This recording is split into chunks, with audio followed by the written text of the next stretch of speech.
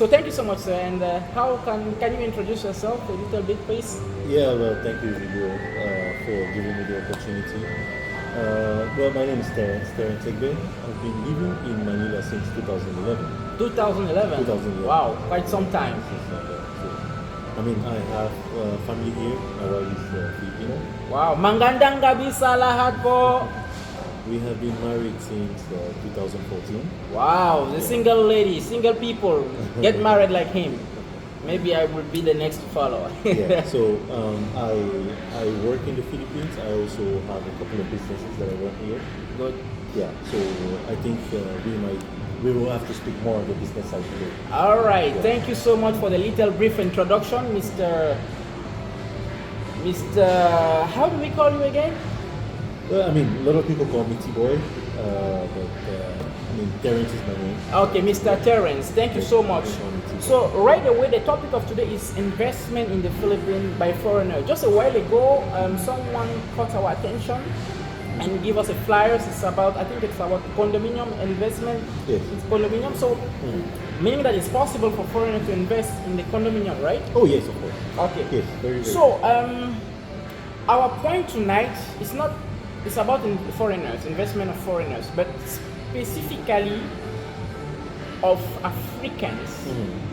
Specifically of Africans. So do you think Africans, precisely in foreigners, precisely Africans can invest in the Philippines? You already answered the question, right? It is now, very possible. my point is the investment of Africans in the Philippines. Do you think it has an impact? I mean, can you? Because we see Chinese, they have investment all everywhere.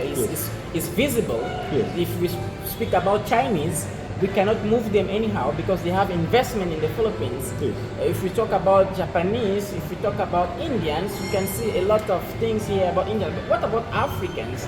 Do you feel the impact of investment of Africans in the Philippines? No, I mean on a macroeconomic level, you know, Africa is not very represented when it comes to doing business in the Philippines, right? And I'm sure there are different reasons why this is happening. We will talk about the reason later on. Yeah. So definitely on a macroeconomic level, if you have to look at top countries that invest in the Philippines, of course you have Switzerland. You have Netherlands, China, as you mentioned. Yes. You have Singapore. Yeah. India, here and there. You have the US, of course. Of course. So those ones that I mentioned, those are like in terms of biggest investors in the Philippines, the investment comes from these countries. So if anybody who takes interest and wants to know this information, you could research something called the FDI, Foreign Direct Investment. So you could check out the report on Google, and it will tell you who are the biggest investors and by how much do they invest in the Philippines. And based on that report, African countries don't even approve. Wow, that's quite sad for Africans. Now the next question I want to ask is, what stop those Africans look for? What stopped them from investing? What's the problem? What refrained them for investing? Are not they capable of investing? Well, I mean, capability can be very subjective, but I think the main reason is actually fear, right? Fear.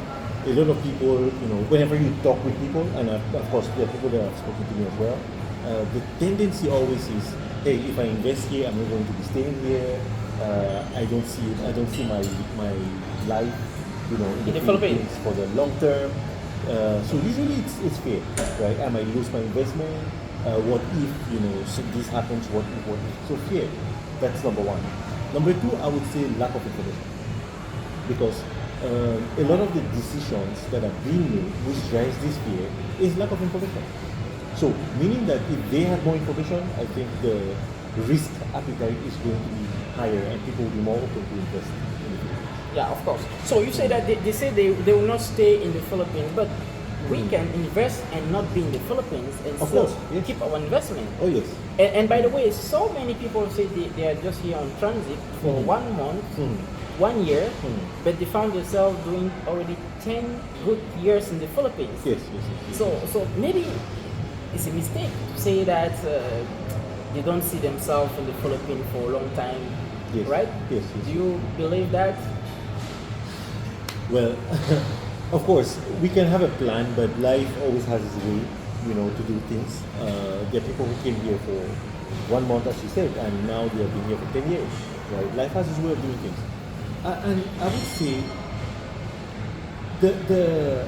the way we still view business from an African lens, right? It's a business that I have to be there. It's a business that I have to be in charge. The world has moved on from this thing, right? In the world of today, you can invest in countries and not even be there, right? So, and it's because, and I'm not blaming anybody for it. It's, like I said, lack of information. Also, where we're coming from. The typical, especially in the case of Cameroon, whenever we do business, the businesses that we saw growing up were all businesses where the owner had to be there. That's why in Cameroon we have businessmen, we don't have entrepreneurs, right? Because an entrepreneur is the one who is, whether he's there or not, the business runs. You understand? So let's take an example. We have, just in front of us where we are seated, it's a gym called Anytime Fitness. So this is a gym that comes from America. You understand? But they have successfully implemented in the Philippines. I don't think the owner lives in the Philippines, but his business is running in the Philippines right here. You have the McDonald's, you have the KFCs, and in fact you have the entire BPO sector of the Philippines, right? Which a lot of these companies are foreign owned. Yes, definitely. But they are all installed here. Yeah. Now, thank you so much. Now, you created, and I want to talk about this right away because actually this is also part of what we are doing. This is part of education. We are also here, guys, to educate you guys. You in the Philippines, you foreigners, you African, whether you're from Cameroon, Ivory Coast, Congo, Liberia, whatever, you created a group, an investment group, so that people can come together because maybe you have realized that maybe this is actually what I think is lacking so many Africans. They don't like to come together so that they can have something. I don't know if you, first of all, before I even go to this question, that group, do you know a business in the Philippines that are called by a group of Africans? Not that I know. Not that I know. Guys, if you know a business in the Philippines, when we talk about business, talk about a huge business that's well known. Do you know a business called by a group of Africans? If you have this answer, please let me know. Me also, I don't know. I don't. For the whole time I'm here, I don't know any. I want to say there is no, but maybe I'm wrong because maybe I don't know. So you guys, if you know, if you can get me wrong, I would like it. I would definitely appreciate that. But we don't know. And let's put it into context. When we say group, right, we're talking of at least 10 and above people. Yes. Right? Because let's not say 1 or 2 people. That's not a group. That's not a group. Right? We talk about group here. Right. So let's put it into context so that because someone could say, hey, but I'm running a business with my friend. Of course, Okay. that's not the case. That's not the case. Perfect. To solve also this issue, you know, guys, if we want to talk about business, we need investment, we need a big budget, and we need to come together to try to solve this, and maybe so that Africans will have a bit of first, let's say in this way, respect or visibility, maybe more on visibility.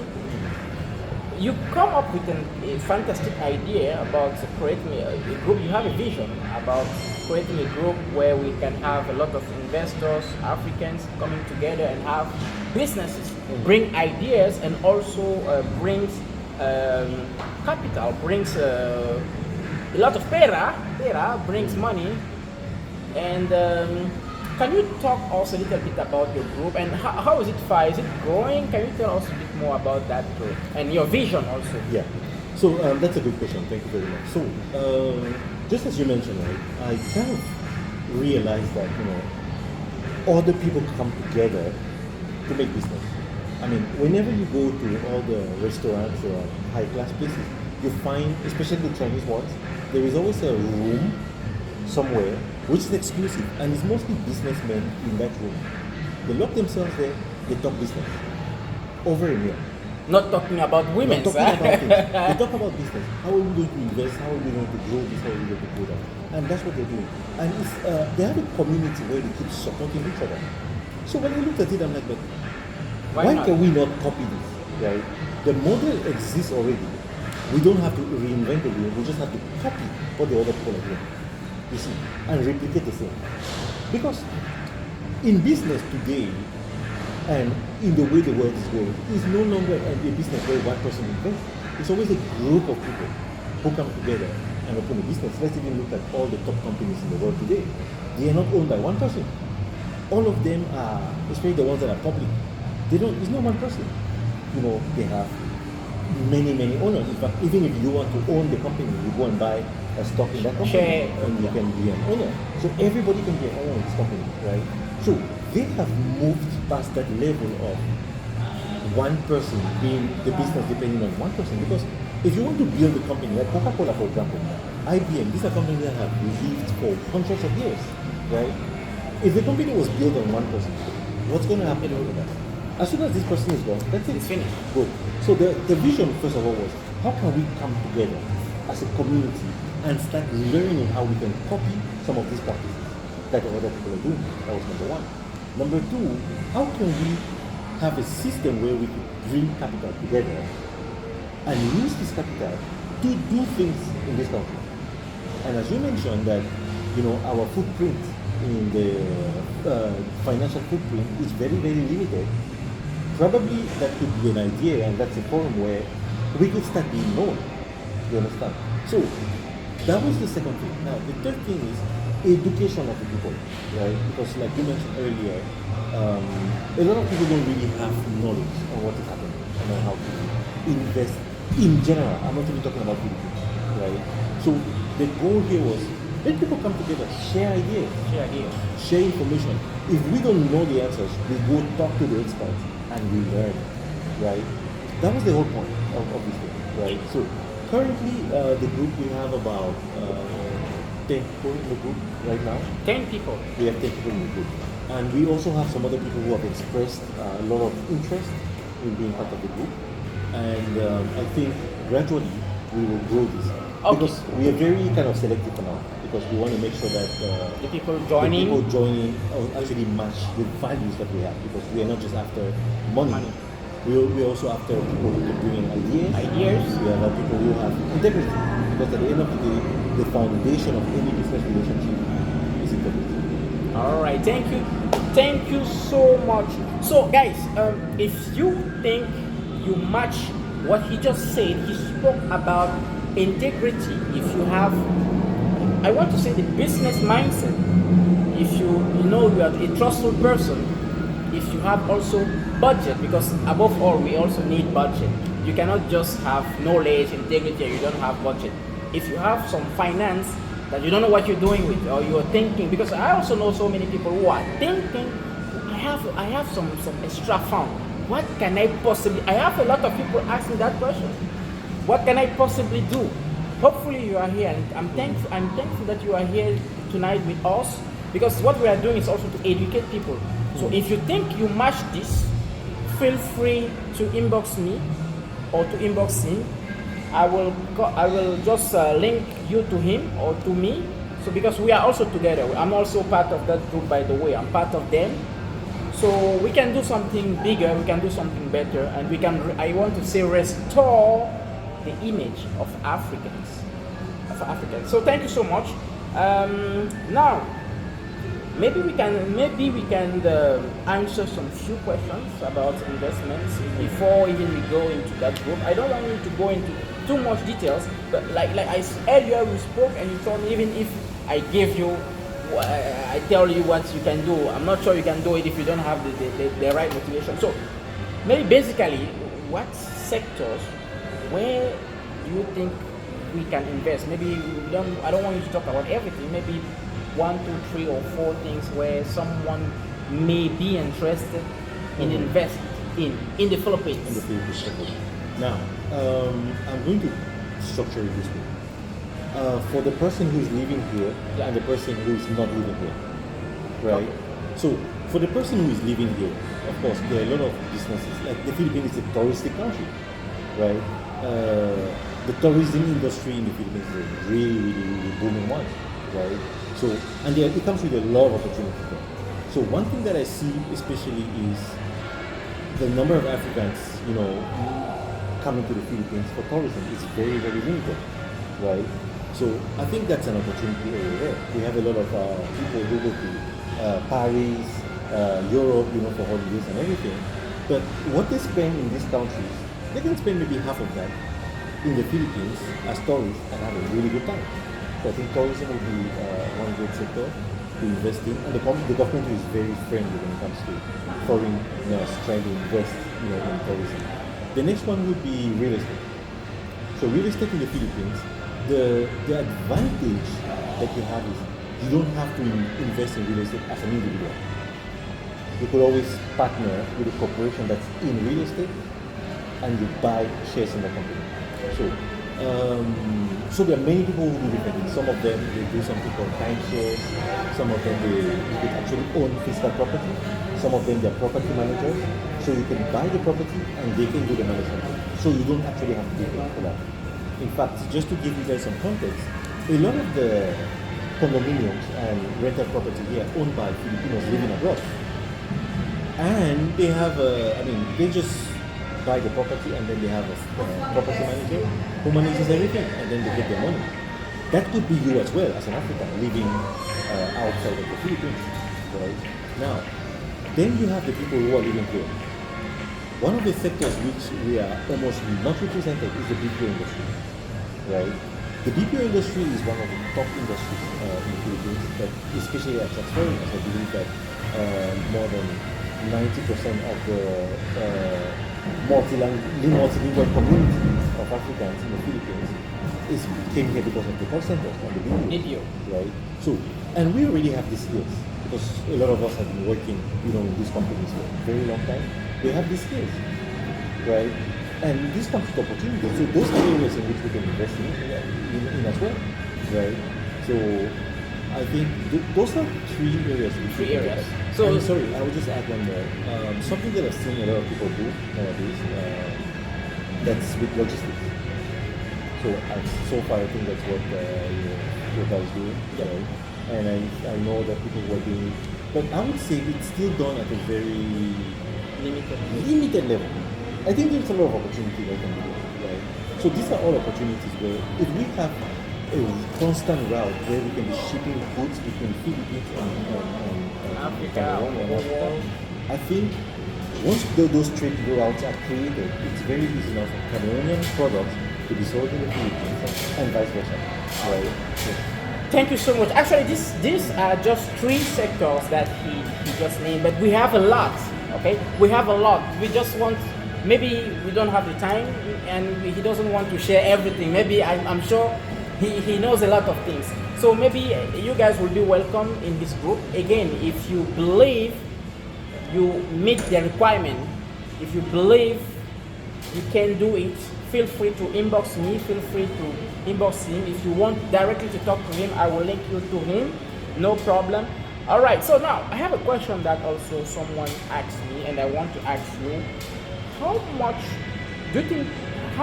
do someone need to have before talking about investment? Like, do we need to be rich, or like how much? Maybe let's say there's no fixed amount, but let's give just an amount, just like that. Okay, let me talk about what the law of the Philippines says, right? Okay, so in order to own a business in the Philippines, there are two types. You can either be a sole proprietor or you can own a corporation. So, if you want to own a corporation as a foreigner, the minimum investment is at least $200,000. That's what the law says. $200,000. Right? In France CFA, that would be about maybe 100 million. For someone working in the BPO, that is complicated. That's what the law says, right? And then, if you want to run as a sole proprietor, same thing, as a foreigner. But now there is a loophole. The loophole is you can open the business as a local business, meaning that you can partner with a Filipino to do that. Now, if you are partnering with a Filipino as a sole proprietorship, there is no capital requirement. It can be as low as 5,000 pesos. 5,000 pesos, I think it's quite too low. I know, but I'm just saying, like, in terms of regulatory, if you go to open the business, your declared capital can be as low as 5,000 pesos. This is the law now, right? Now, and then, if it's a corporation, it can be as low as 100,000 pesos. Yeah, as well. 100,000 pesos. Now we're As a talking about that. corporation. Now I think we are talking about business here. As a corporation. As a corporation. Good. So, but for that, 60% of the company needs to be owned by a Filipino. Filipino. You see, and then 40% is foreign. So this is for cases where you really want that your name should be on the document as the owner. Right? Okay. Good. So you could look for a Filipino partner, and then they do it. And now, some people, especially the Chinese, what they do is they look for Filipinos who are not very smart people, who don't even know me. Maybe their driver, or maybe their spouses or anything. And then they give this 60% to these people, and the 40% is theirs. But this guy technically is not inside the day-to-day. They don't know. They don't even know what's going on in the business, in the They just company. call them from time to time and give them a small sheet or everything. And they will be happy. I think They'll be happy. That's Correct. okay for them. And now, since it's a corporation, somebody cannot just come and take it over overnight. There are laws. It's a corporation. It's well established. Somebody cannot just come and say, hey, this is my business and then take it overnight. It cannot happen because you have protections by law. And as a corporation, there's something they call articles of incorporation, where all the rules and regulations are clearly defined. Who runs it? Now, you could be the owner, but you could not be the one running the business day to day. So you could have a Filipino partner who is just the owner on paper. Yeah, in but charge of your you papers. are the Yeah. person who is running your business day to day, so you know the ins and outs. You see. But now, so I've explained how the law is designed, but for it to make sense, at least 100,000. Okay. Right. I think 100,000 can be okay for someone individual. That's not something Yes, that and rich. not even. I'll give you a very small example. Right, something that we did 2 months ago. Right, we so in the Philippines now, vendor machines are becoming very popular. So we set up a vendor machine for water, for purified water. So we put it outside. So if you and that vendor machine, the setup of that could be about 150,000 pesos. But it's self-operated. So people just go there, put the money. You see the gallon of 20 liters and everything, right? You just go in there, put your 20 pesos or whatever, you fetch your water, and you go. That's it. So you, the owner, you just come in maybe every week to clean, and that's it. And then end of the month, you come and get your cash, and you go. It looks simple, actually. It is simple. I'm not saying it out of tradition. I am doing it. You understand? So we're talking with someone who is not just talking to talk. It's It's not doing some. that. It's a practitioner. It Actually. is practical. Now, another one that you can do is, especially for those people who live in places which are like the Remote? nearest, the remote, or where the nearest ATM is far. It's far. And Filipinos, a lot of them do like Gcash, cash in, cash out. There is vendor machine for Gcash. Put it somewhere in a strategic place, build it for security, and you put it there. They will come and they will insert their money. Just make sure it has internet and put money inside. End of the month, you come and get your money. But now for this Yes. specifically, you cannot just put it anywhere. You Of have to course you cannot rent put it anywhere. where you're putting that, or to pay the rent or something, right? Alright. Okay. So, of course, you are going to need a location, and it has to be a strategic location. Right? Now, a lot of us live in villages. So Right? maybe outside of your house, Outside something of your like house, that. for example. Okay, Right? that makes Like sense. the one that we have is outside of the house. That makes sense. Yeah. You understand? Now, if your house is not well, find a nice location. Work with the owner. Of course, you're the one with the key, right? You work with the owner, you put it there, every month you pay him his whatever you agree, you carry your cash and you go. Okay. Anyway, that's an idea about many ideas. And that that machine costs 30,000. only. Yes. Wow. I learned something today, guys. You can Google it. If you don't believe I you can learned Google it. something today. Yeah. Okay, thank you so much. So, Yeah. sorry, you can proceed. No, it's 30,000 pesos. Wow. So if you're a student, if you're somebody, you don't want business that will give you headache, and you are living, especially people in Cavite, for example, go set up your small vendor machine. And that's it. Leave it there and go and do your activities. and Wow, come back. that's incredible. Anyway, thank you so much for the tips. If you guys, this is the part of the benefit when you watch things like this, you can learn. I learned today, so you also can learn. So thank you so much. Maybe we are going to stop to end here. It's almost 30 minutes. Now again, because I like to mention again, because one of the goals of this is also to engage people. If you think you can invest, you want to invest, you are living in the Philippines, you are just working and you don't know what you can do with you have some savings, you don't know what you can do, feel free to inbox us so we can see what we can do about. Okay, now we are getting to the end of this interview, to the end of this session. Do you have a word to say? What's your vision? Do you have a word to say about Africans, especially about foreigners, and about Africans living in the Philippines? I would say that the Philippines, don't be scared if you want to invest in the Philippines. No one is going to. Of course, every place is risky. Just evaluate your risk, right? If you are doubting that somebody will eat your 50,000 or your 100,000 pesos, I just want to remind you that only this year there have been more than $40 billion that has been invested into the Philippines economy by foreign countries. So, if you're scared that they're going to eat your 50,000 or your 100,000 pesos, I'm just telling you that there are people that have invested billions, and these are people who do market research. So, if they're doing this, it means something is definitely there as an opportunity. So something is happening in the Philippines. Something is happening just in front of us, and we are not seeing it. And how the Philippines is currently positioned, right? They speak very good English. They have very good talent, which is affordable. They have very skilled employees and people, right? And look at where they're positioned. Beside China, beside Singapore, beside Hong Kong, all countries which are very, very, very rich, right? So, if these countries want to outsource, where do you think they're going to outsource? Philippines. So, the opportunities are incredible, and it's just going to keep growing. You see. So, if anybody, thinks that, this is not going anywhere. So, if you're in the Philippines and you want to make it work, and you want to do your business here, you are free to do it. Actually, just to add one more thing, I know some people, Cameroonians, and even Nigerians, who are living in the provinces. They're in the farming industry. I personally know one. He's in Davao, and they buy Land? goods, like food, and ship to Manila. Yes, they ship cassava, they ship this. In fact, they don't own the farm. They go to the bush, to the farmers inside, and because they have the cash, they buy it cheap, and then they sell to people in Manila. So, their container, and it's very easy. Once it comes, your container is shipped. They just go to the port. Your people go to the port. Your buyers get their stuff. That's it. Next week, Same over and thing. over again. So please, do not be scared. Just make sure that you manage your risk properly. But in the Philippines, if you want to invest here, the return on investment is very, very good. Very, very good. Really. And if you think, like I'm saying, I'm not just saying because I want to say, I'm saying because I'm doing it. That water vendor machine, you know how much it gives me every month? Oh, I don't. I started it maybe 3 months ago, and minimum amount I got from there was 20,000 pesos.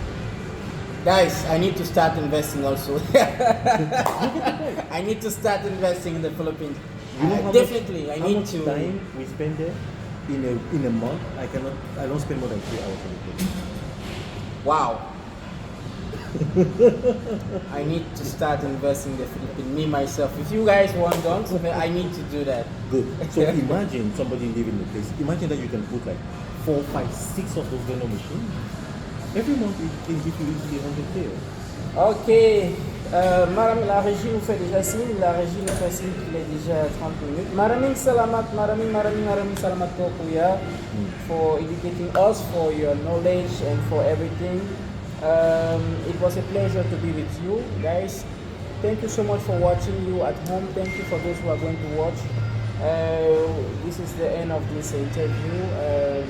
We hope we will be having maybe a part 3. But again and again and again, for those who are interested in investing, feel free to don't hesitate. Feel free to inbox me, or if you want to talk to him directly, just let me know. I will link you with him. So thank you so much, guys, and see you next Sunday for another edition. Thank you. This is Like to the Control Macho. Portez-vous bien. Ciao, ciao. Ciao.